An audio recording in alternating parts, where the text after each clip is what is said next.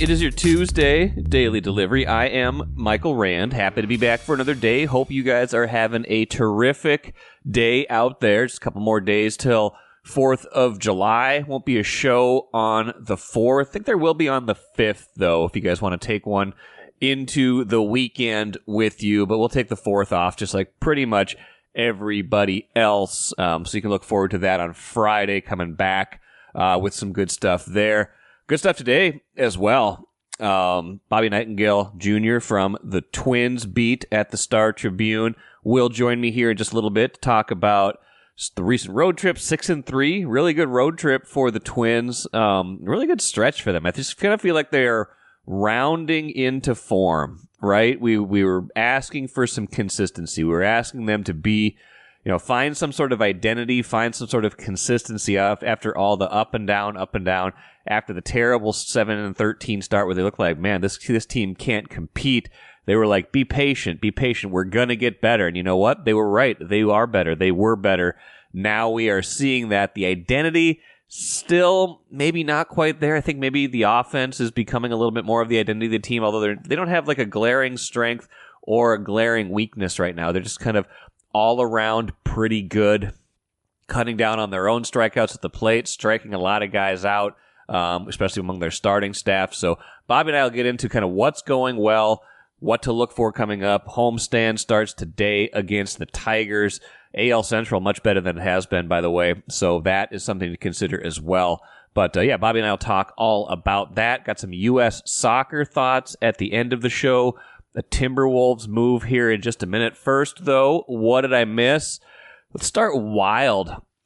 Flurry of moves on the first day of free agency Monday for the Wild. None of them really like big move the needle kind of deals.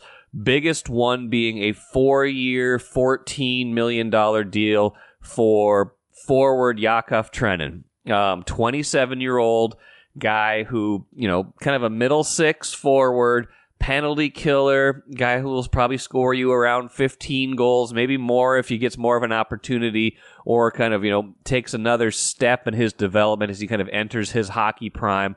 But kind of the signing that's kind of equivalent of like a number 3 or number 4 starter for the Twins or a starting caliber offensive lineman for the Vikings, right? Like someone is going to make the Wild better just by virtue of, hey, he's got the pedigree to be a really good penalty killer. He's got the stats to back that up. The Wild were terrible on the penalty kill last year, historically bad for a while, ended up 30th in the league in penalty kill, allowed goals on a little more than a quarter of their power play opportunities for their opponents, which is not good at all. Something they needed to shore up regardless for the regular season, is something they got to get better at if they do indeed make it back to the playoffs. So he's a guy who's got a lot of positive attributes. Actually, let's run through some of them from head coach John Hines first here. He's got good speed, good hockey sense. He has good size. He plays a bit of an abrasive game in the hard areas of the rink. He's a very good penalty killer. And the thing we like about him too is, he kind of adds to what we had talked about a little bit. Every offseason you're looking for different ways to be able to get your team better. And one of those ways was we felt, obviously penalty killing, a little bit bigger, stronger, harder, faster. And Trenin brings all those attributes to the table. So the signing is fine. Maybe you paid a little bit of a premium for this because you needed it. You had to give Trenin a modified no trade, no move clause. You got 10 teams on that, but it's not like you can't deal him if that is what ends up happening for this team. He's kind of a guy who probably would be coveted at the trade deadline, things like that. So you've got some things there to work with in terms of helping this team, maybe helping them in a trade if things aren't going the way you want it to this season. But 2 quotes were pretty telling. Told me a lot about where the Wild know they are right now and just kind of being honest about where they are right now. One from general manager Bill Guerin. Here he is. He says, "We felt that the identity of the team, getting back to playing a harder style, giving our younger players another year to not just develop but start making an impact on the big team, is something that we felt was just as important," Guerin said. our time will come when we can kind of dip into the high offensive type guys. So Bill Guerin knows. He knows they need to score more. He said he thinks they can get more offense out of guys already on the roster, guys like Ryan Hartman, Freddie Gaudreau, guys who didn't have the kinds of offensive seasons last year that they had 2 years ago, 3 years ago, things like that. So he's counting on internal improvement for more offense. But he's also saying, hey, we got to get a longer look at some of the younger players on the roster to see if they can become those types of players. But B, they know they need more offense. They can't afford more offense. They know that. They are a year away from having, $15 million, not all $15 million, but I think the cap charge from the Parisi and Suter buyouts goes from $14.7 million this year to like $1.7 million the year after that, and a couple of years beyond that. So barely felt, pretty much negligible at that point. Not a huge deal, but still a huge deal this year, the final year of that. So they know that. They get that. They know that if they had that money to spend, they could go out and address other needs. They know they need to score more. They're hoping that they get internal improvement, that someone from the younger side of the roster jumps up, kind of like Marco Rossi did last year, to become a top 6 forward, not a middle 6 forward, not a third liner, not a guy where you hope they can chip in some goals, things like that, but someone who's a bona fide threat to score 20, 30 goals in a year, to be offensively dangerous and not just hard to play against, which is kind of what they're going for right now.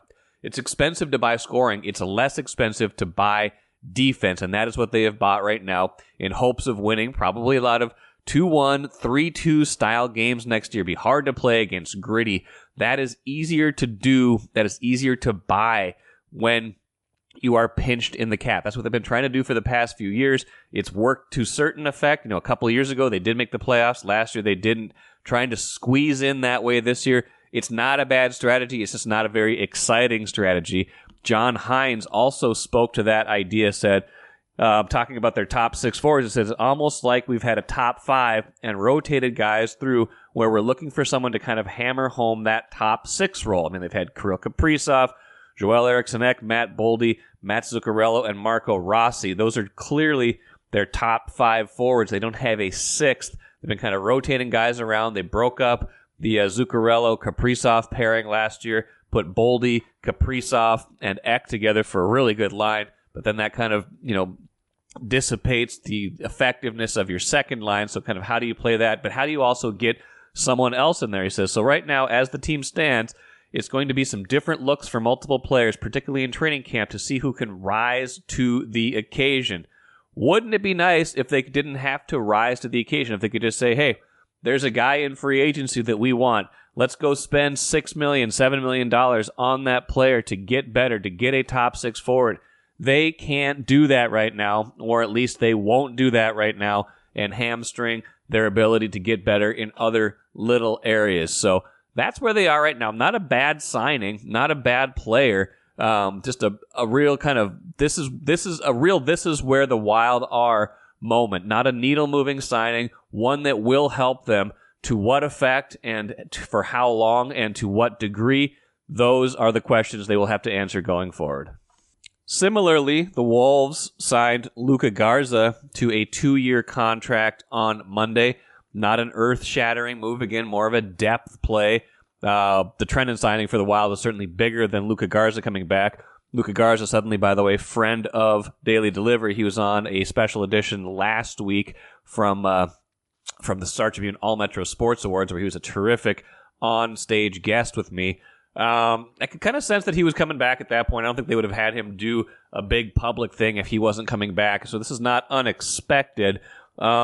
Interesting in this one way, though, in that the Wolves already have Rudy Gobert, Karl Anthony Towns, and Naz Reid under contract for 2024-25 at the very least. I think Rudy and Naz can get out of their deals in a couple of years from now. Cat definitely further down the road, but to have a center like that, committed for that long is interesting in that it kind of buys them some insurance for 2 years from now, but it also gives them a little bit of flexibility. Again, he's not the same kind of player in any regard, but gives you another big body just in case you do decide to go forward with the Karl-Anthony Towns trade this offseason. Again, everything they're saying right now is that they're going to keep the core together. That is what I would expect. Royce's little spidey senses are tingling a little bit, though. He's like, no matter what they say, I don't buy it until the offseason plays out. He doesn't buy that they're not behind the scenes working on a deal. So we'll see. To me, it does buy them a little bit of latitude, buys them a little bit of insurance. Like, hey, if a trade goes through, they've already got a guy they know they can play rotation minutes as needed in Luka Garza, a guy they've been developing behind the scenes, a guy who's played well in limited opportunities, things like that. So keep that in mind. Probably just a depth move, probably a move to insurance against injury, a guy they know, a guy they like, maybe insurance for 2 years from now, or guys could opt out, or there's trades, things like that. So keep that in mind as we think about that move on Monday as well. Let's talk Twins today with Bobby Nightingale. Hope you got some sleep, Bobby, after the road trip. It's going out west is never easy. It just feels weird being on the time zone change in terms of the entire world, the entire country operates on a different schedule than the West Coast. So it's weird being like the last game of the day all the time. It is. The Twins, though, made the most of their time out there, winning 3 series. Probably the most impressive being the last one, 2 out of 3 from Seattle, including the last 2 on Saturday and Sunday. Much deserved, much needed, probably day off on Monday, and then back at it Tuesday at home against Detroit. 2 of the biggest takeaways for me from the trip were kind of the reemergence of Byron Buxton and Pablo Lopez, who were both terrific on the trip, really keyed a lot of what they were doing, both pitching and hitting wise. What did you see from those two? It's been so different than what we'd seen from maybe the first couple months of the year from them.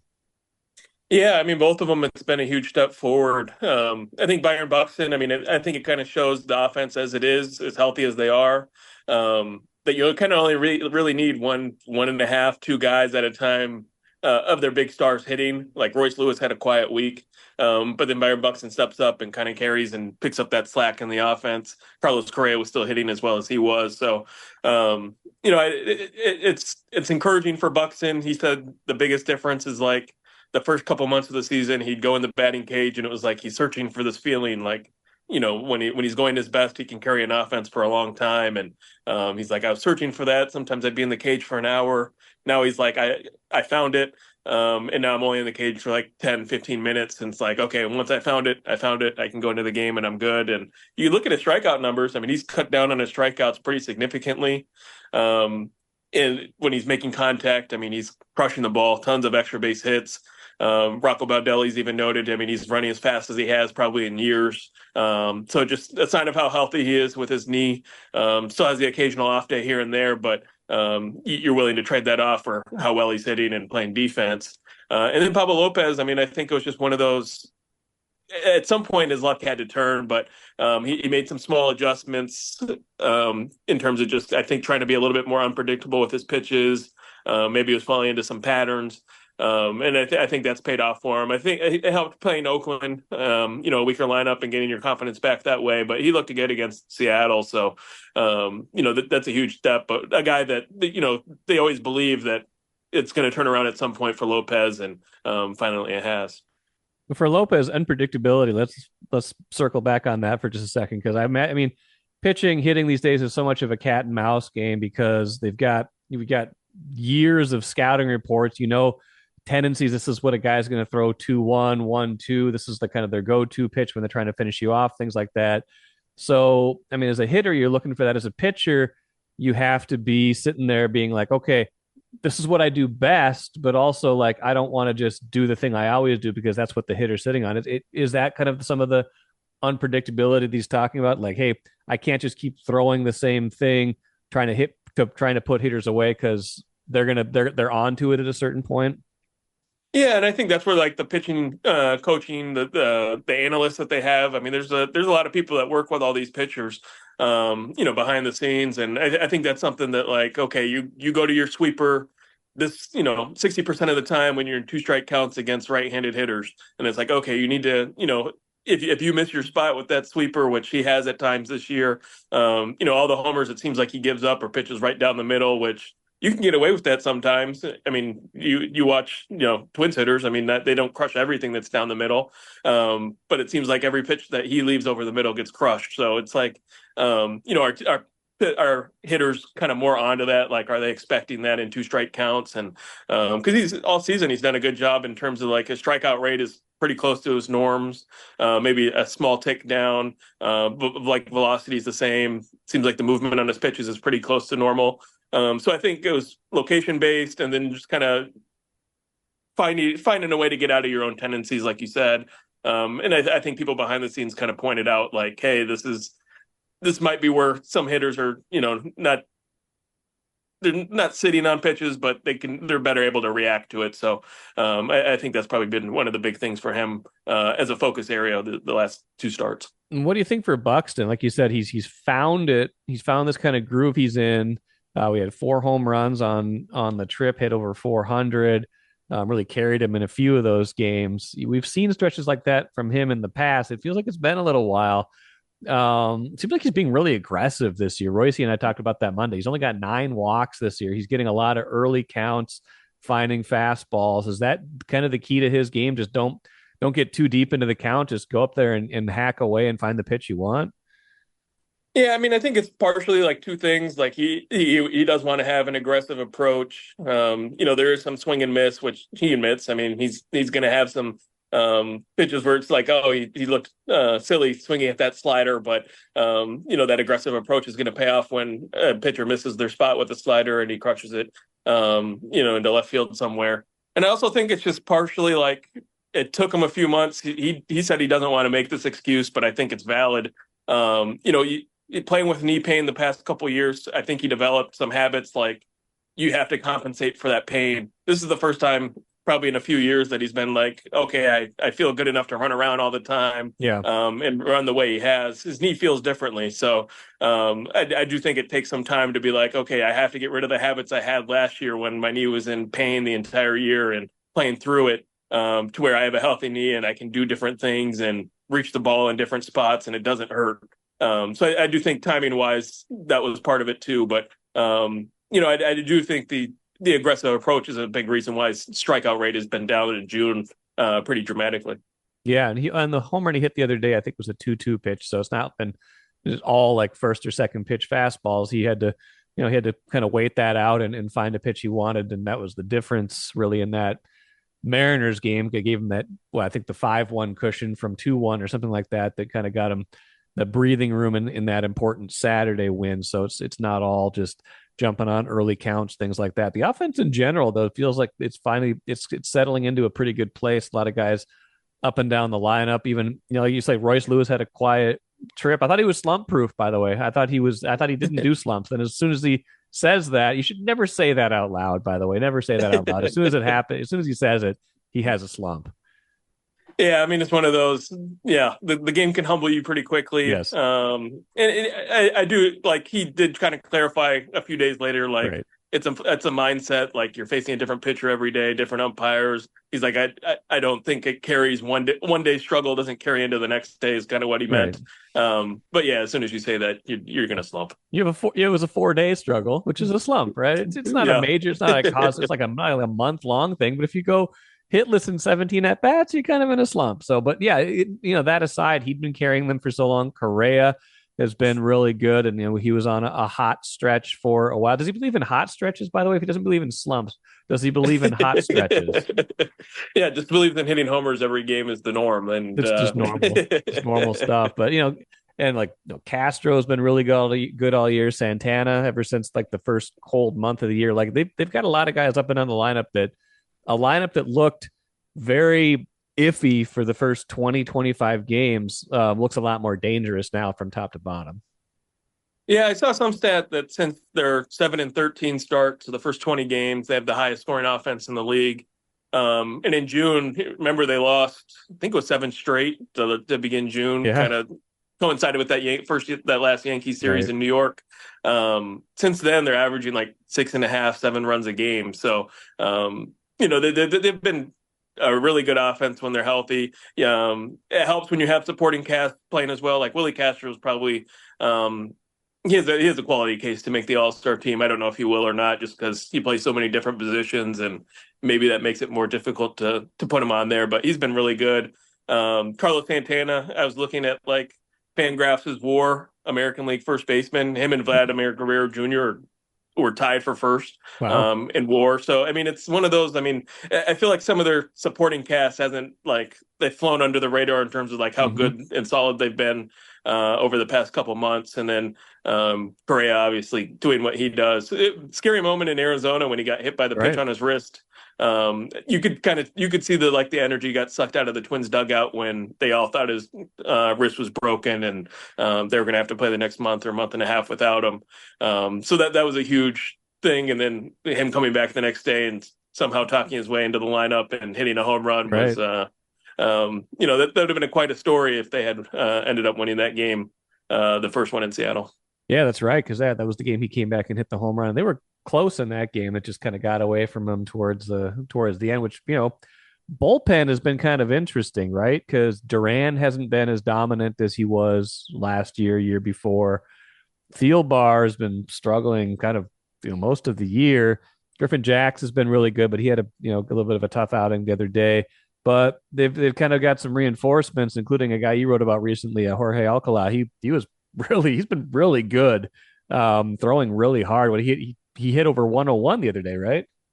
Yeah, fastest pitch of his career, 101.2 miles an hour. And if you talk to like the coaching staff, Rocco Baldelli, they always say like this is what we expected when he came onto the scene a few years ago. I mean, he was throwing 100 miles an hour then, and looked like a guy who could have been a potential closer, and then Yeah. just had the arm injuries for multiple years.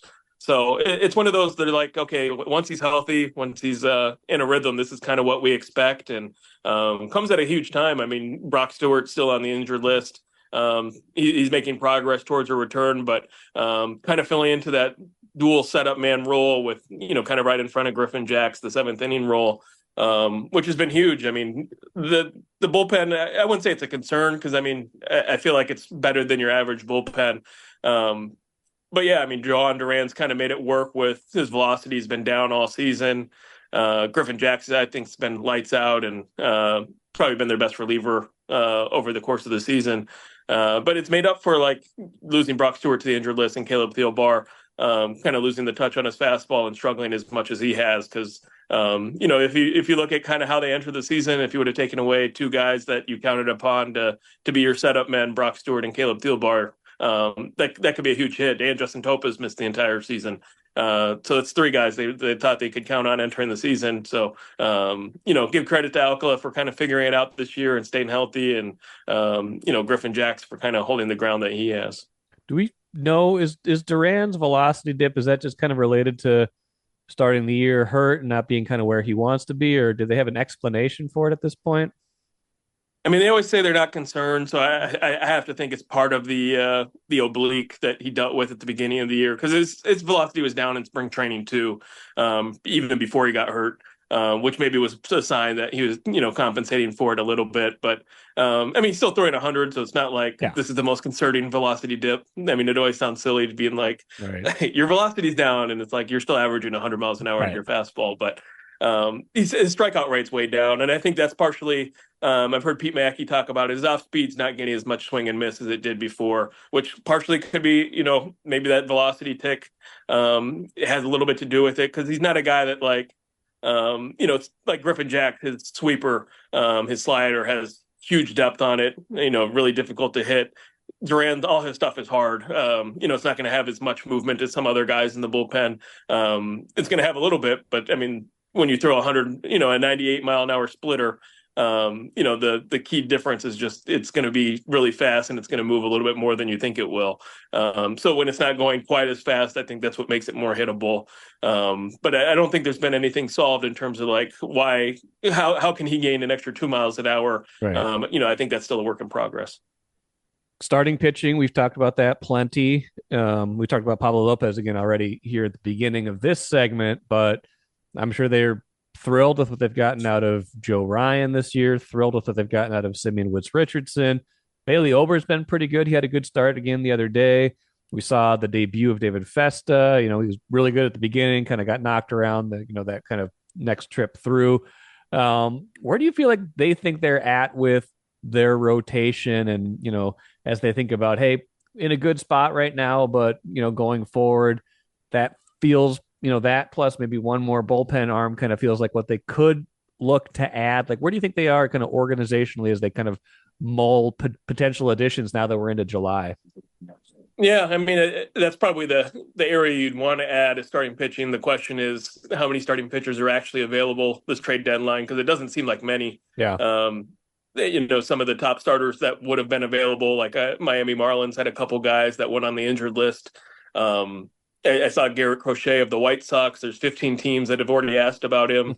The Twins would be a team that would love to add a Garrett Crochet type, but he's also a guy who has never thrown as many innings as he has before, and as dominant as he's been as a starting pitcher this year.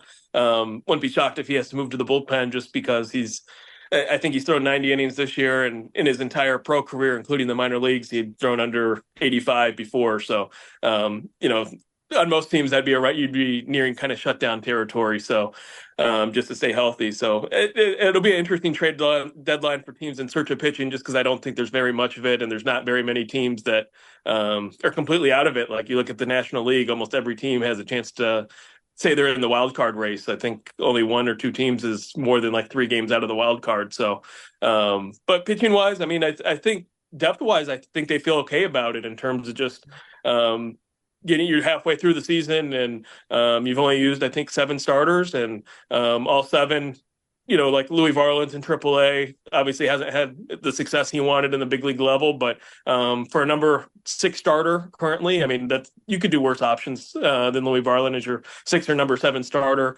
David Festa, we'll see what he gets, out of his next couple starts. First taste of the big leagues. I think that's just the most important thing for him, is just kind of getting that experience. Chris Paddock's going to be back in the rotation once he's back from the injured list. I think he's probably one of the big key guys to watch in terms of just, is he going to, they had really high hopes for him at the beginning of the season. He hasn't met those. Can he get on track for the second half of the year? That'll be important for him. But otherwise, I mean, if Pablo Lopez keeps trending the way he has, Pablo Lopez, Joe Ryan, Bailey Ober, those are probably your 3 guys that you would look at going into a playoff series if the season ended today. And I think they'd feel okay about that. Simeon Woods Richardson's pitched really well in his role, but if you started the playoffs and you said, Pablo Lopez game 1, Joe Ryan game 2, Bailey Ober game 3, you could do worse than that. You definitely want to add to it if you could at the trade deadline, but I think overall they feel okay about their how the starters have performed as a whole. When did we get to the point? I think I kind of know the answer to this, but you were just talking about the starter from Chicago getting close to 90 innings. When did we get to the point where 90 innings was cause for alarm? Like, I know I don't want to sound like this, this old baseball crank who, remembers the great old days of the 80s and stuff like that when guys threw 250 innings. Like, I get that the arm strain that's put on these guys is different, that the arm injuries guys are coming back from is different, things like that. But it just feels like, man, can they throw a little bit more? Is it too much to ask these guys to throw a few more innings? Yeah, but I mean, you look around the league and how many guys have gone through Tommy John surgery and just the amount of arm injuries. It bothers me even if I understand it. Okay, it bothers me. Crochet is an interesting case just because he was a reliever before. Like, okay. He came up as a guy throwing 100 miles an hour out of the bullpen, then blew out his arm, and then finally got shifted back to the rotation, which I think was a guy they wanted to be like, get a taste of the big leagues in the bullpen, and then we'll make you a starter down the road. And right. Tommy John surgery got in the way of that. But you kind of see kind of the dilemma now. It's like, okay, how do we build up his innings now that once he's in the big leagues? Right. But yeah, I mean, it's one of those. I get it. I mean, I see it all the time in terms of like the Star Tribune comments on stories. Why didn't they leave the starter in for another, inning or two? But you just look around the league and how many, like, for the Twins to only have used 7 starters this year is pretty remarkable. Yes. I mean, I think six is the fewest by a couple teams, but you look around the league, like the Milwaukee Brewers are in first place, and I think they've used 14 starters. And like, if you think about it, like, where are the Twins going to find 14 starters and feel good? I mean, it's amazing the Brewers are in first place. So, I mean, I think it's one of those, you have to be, teams are going to be extra cautious this time. because you need your starters not only to survive the season, but that's what wins in October, and you got to keep those guys fresh. And it's such a different balance. I mean, you look at why Chris Paddock's on the IL right now. I mean, he's not hurt, but it's just one of those. He's got to manage his innings. As the velocity is obviously down. I mean, it's one of those. It made sense on a lot of levels in terms of just take a break right now, and we'll see you in a couple weeks. So it's one of those where he's coming back and from Tommy John surgery, right. And he's not going to throw a ton of innings this year. So, it's an interesting balance. I mean, it's one of those. If one team had the answer, they would make themselves a lot of money in terms of how to prevent all these injuries. Don't read the comments, Bobby. Never read the comments. No, you'll be better off for it. Now, some of them are good. Last thing, you wrote about Trevor Larnach the other day. He's been interesting this year in that he's kind of settled into kind of finding a role. Really has this opportunity because Matt Wallner struggled this year, and he came up, and Wallner is still down in St. Paul, and a lot of guys in St. Paul right now. Julian, you got Varlin there. Brooks Lee hasn't been up here, but he's still sitting there too. So you got some options there. But Larnach, interesting. What are the adjustments he's made, and do you think has he carved out enough of a role that he's a big leaguer now? It seems like it, just in terms of Matt Wallner's crushing the ball in AAA. I mean, he already has, I think he's around 20 homers this year. And in June, Matt Wallner's is one of their hottest hitters in St. Paul. And St. Paul Saints had a great June. But you look at what Larnach's done. I mean, he's changed his batting stance. He's basically like shortened his stride, and he feels more in control of his body, he said, in terms of it just getting an extra half second before making a swing decision. The results, he's cut his strikeout rate in half basically from last year, which is a huge sign. I mean, he's striking out below the average amount of big leaguers, which for a guy that hits for that much power is a pretty rare thing to be able to cut your swing and miss by that much. And he's also kind of like one of the more unlucky hitters in terms of just, if you look at his some of those advanced metrics like exit velocity and how hard he hits the ball. The guys he's mentioned with are all guys that are competing for the All-Star team, and then his numbers are right around league average. So you thought a little bit on Sunday, he hit the home run that won him the game. But yeah, I think they're going to stick with him and kind of give him a longer leash. I mean, it was one of those, came into spring training, he was kind of the odd man out. You wondered if they were going to trade him in the offseason.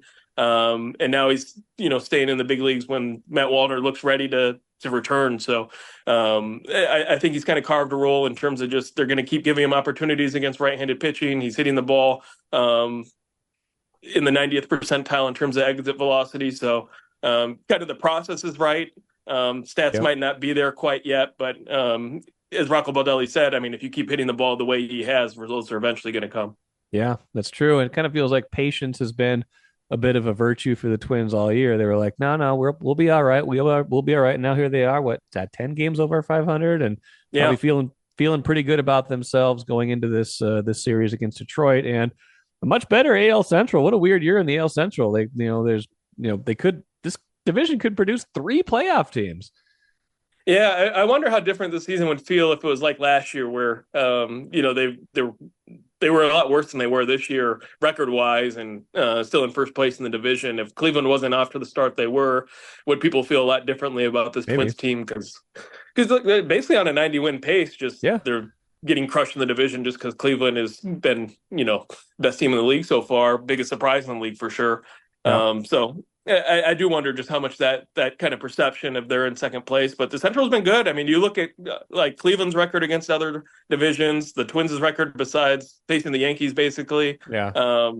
Kansas City's been good outside of they got beat up by the Twins this year, but they've been good outside the division too. So a lot more competitive division than anyone would have figured. I mean, I don't think anyone saw Kansas City turning it around as quickly as they did, and Cleveland starting the way they did. No, well, we'll see how they fare against Detroit starting Tuesday. Bobby, appreciate it as always. Follow Bobby Nightingale's coverage, Star Tribune and StarTribune.com, and we will talk to you soon. Thanks, Mike.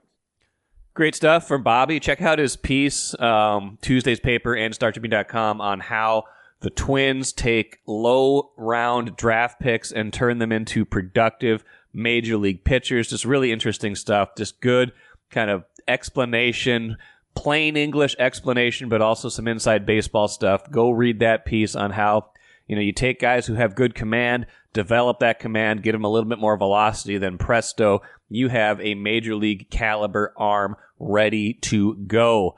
Let us finish with the cooler. Speaking of ready to go, I'm ready for Greg Berhalter to go as U.S. men's national team coach. Just such a disappointing Copa America 1-0 loss to Uruguay last night. Finishes them off.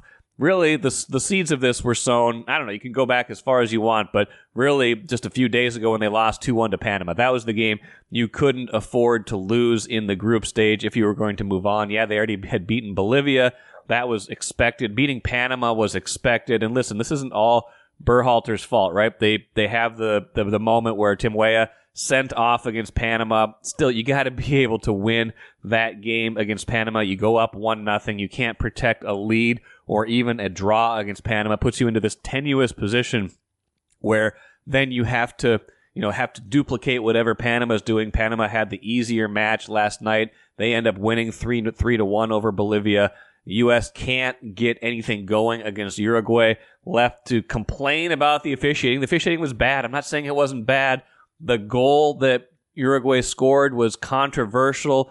I kind of like the method they use for VAR in Copa America. It's not as precise as what they were using in the Euros, but it kind of, I read a good explainer on ESPN, it kind of gives the benefit of the doubt to the attacker. If they're basically level, they're not going to call it, not going to call a toe over the line like they did in the Euros with the different technology.